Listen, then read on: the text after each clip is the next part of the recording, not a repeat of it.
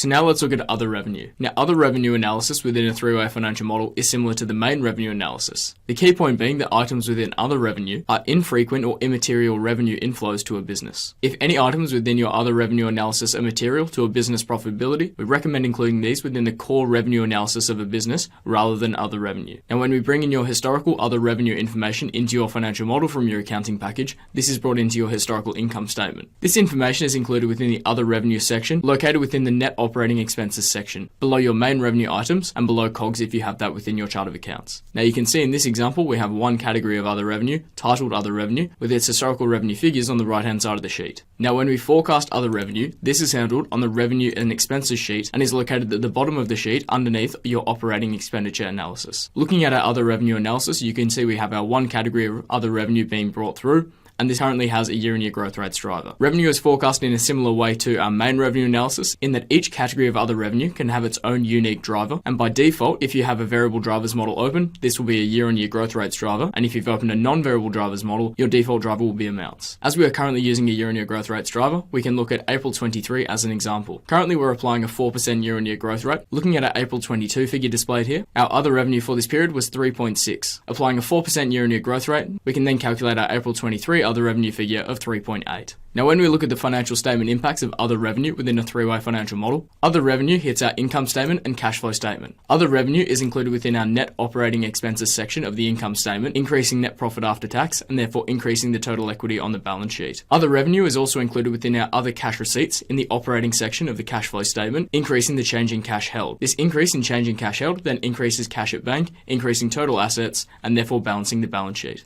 Hopping back to our example, if we want to see our 3.8 of other revenue hitting our financial statements for April 23, we can head back to our table of contents and activate our financial statements.